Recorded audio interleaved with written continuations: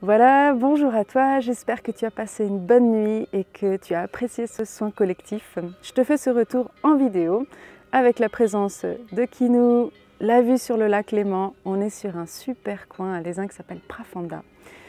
Tu dois sûrement entendre aussi les cloches derrière avec les vaches et le soleil levant. Voilà. Alors le soin collectif, un peu comme tous les autres, j'ai l'impression, il commence toujours par ce nettoyage. Et après, sur la deuxième phase, on a reçu beaucoup d'amour, de réconfort, vraiment d'énergie apaisante. Au niveau du soin nettoyage, on va dire, au niveau du plan physique, ça a beaucoup travaillé sur l'estomac, la vésicule biliaire, le foie, le côlon, les mains, les pieds, la gorge, la thyroïde. Donc pourquoi ces zones-là? On va faire la reliance avec l'émotionnel, c'est que on a eu beaucoup de peur récemment. Donc la première partie du soin, c'était vraiment de nettoyer tous ces angoisses, ces peurs de l'avenir, ces peurs de ne pas savoir quoi faire, de se sentir un peu perdu, d'être dans la crainte de ne pas savoir.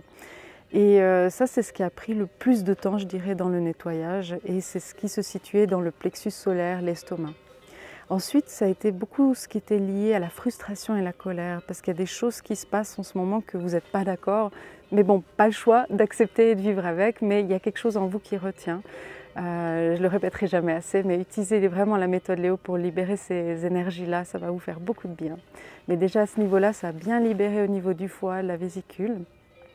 Et en troisième lieu, c'était tout ce qui était au niveau de la gorge. Alors là, j'ai vraiment un message important à vous transmettre, c'est que quand on dit d'accepter les différences, d'accepter de l'autre, ça ne veut pas dire de vous renier, d'accord? Parce que même si vous pensez différemment que la majorité des gens, ça ne veut pas dire que vous êtes faux et qu'il faut que vous vous reniez. Parce que cette forme de reniance, ça s'est vraiment posée sur la gorge et ça avait tendance vraiment à vous restreindre, à vous remettre en question, à ne pas honorer votre cœur et votre personne. Donc vraiment, tu as le droit de penser différemment que les gens, même si la majorité pense rouge et toi tu penses bleu, tu as le droit. C'est juste un élan de la société qui nous a fait croire qu'on devait tous penser rouge, et puis c'est comme ça. Mais non, tu as le droit de penser bleu, vert, et même dans une vie, tu as le droit de penser au début rouge, puis après bleu, puis tu peux revenir au rouge. C'est ça la liberté de penser, c'est ça le pouvoir créateur, c'est de suivre ce qu'on ressent par rapport à notre cœur. Donc quand tu es face à quelqu'un qui a une opinion différente, juste prends d'abord conscience que toi, tu penses différemment et accepte que toi, tu penses différemment. Parce que tu ne peux pas accepter la différence chez l'autre si toi déjà, tu n'acceptes pas comment tu penses. Donc ça, c'est un point important que je n'avais peut-être pas exprimé dans la vidéo de préparation pour ce soin. C'est d'abord vraiment d'accepter vos ressentis, d'accepter votre opinion. Et après, vous pourrez accepter celui de l'autre. Voilà. Et ce qui était intéressant, c'est qu'au niveau du nettoyage, au niveau du soin de la gorge, c'est que on m'a demandé de chanter, donc d'envoyer des fréquences. Alors ça, c'est une première. Heureusement, j'étais seule dans la pièce, parce que je ne suis pas une grande chanteuse, mais il y avait vraiment des sons d'une tonalité différente. Et c'est comme si ces fréquences étaient envoyées pour décristalliser la gorge, parce qu'en ce moment, il y avait un sentiment de « je ne peux pas m'exprimer ». Bon, c'est peut-être en lien avec les masques aussi, mais je dois me retenir. Donc vraiment, ça a eu une énorme ouverture au niveau de la gorge. Voilà. Qu'est-ce que je peux vous dire d'autre? Oui, dans la deuxième partie, c'est toujours pareil. Là, on est inondé d'amour, inondé de douceur, inondé de paix, de sérénité. Et ça a vraiment apporté beaucoup d'apaisement, ce que je ressentais au niveau de l'énergie. C'est comme si vos mentales, même s'ils étaient paniqués, il y avait comme une autre partie de vous en arrière-fond qui disait « c'est bon, je sais que ça va bien se passer, même si je ne sais pas comment. J'ai toujours eu des ouvertures, des solutions dans ma vie et je fais confiance ». Un message qu'ils aimeraient vous transmettre, c'est que ces prochains jours, ces prochaines semaines, continuez à suivre votre cœur, même si votre cœur il vous dit des choses très simples comme, je ne sais pas, d'un coup de faire le vide dans votre maison, de refaire encore un nettoyage parce que pour la majorité vous l'avez déjà fait pendant le confinement. Mais si vous ressentez un élan de voir du monde, d'aller voir vos amis, ou si vous ressentez le besoin, je ne sais pas, de partir un week-end seul en moto, vraiment suivez votre cœur parce que ces prochaines années, ce sera très important que vous soyez déjà en lien avec votre intuition.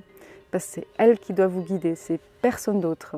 C'est vraiment elle qui va vous guider là où vous devez être, là où vous devez aller et surtout ce que vous devez être tout court, sans parler de direction.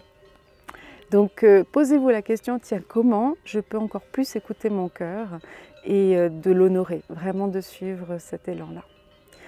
Voilà, j'essaie de voir s'il y a autre chose que j'ai pas dit, qui s'est passé hier. Non, je crois que c'est bon.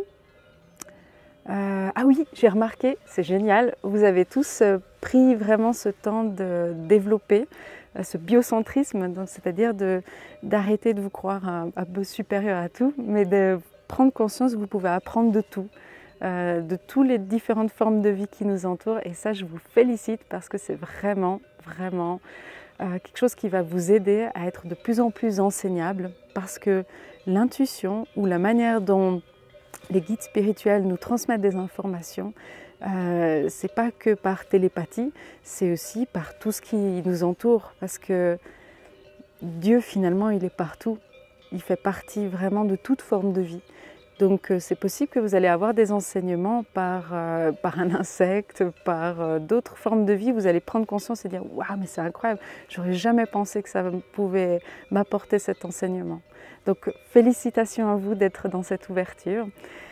Et je ne peux que vous souhaiter une très bonne continuation dans ces énergies. Comme j'ai dit, je ne sais pas quand c'est le prochain soin collectif, mais vous êtes informés soit par ma newsletter ou soit sur le site.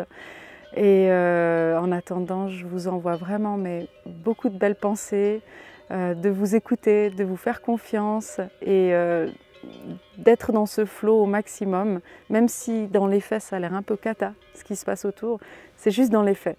D'accord? Et il y a peut-être besoin d'avoir une forme de déconstruction ou des choses qui ont l'air de se limiter pour pouvoir reconstruire quelque chose de mieux. Donc soyons confiants parce que, en tout cas de ce que je peux ressentir, les années à venir vont être vraiment chouettes. On va se rapprocher du cœur et ça c'est quelque chose qu'on attendait tous. Voilà. Allez, je vous souhaite une très bonne journée et puis à bientôt. Au revoir.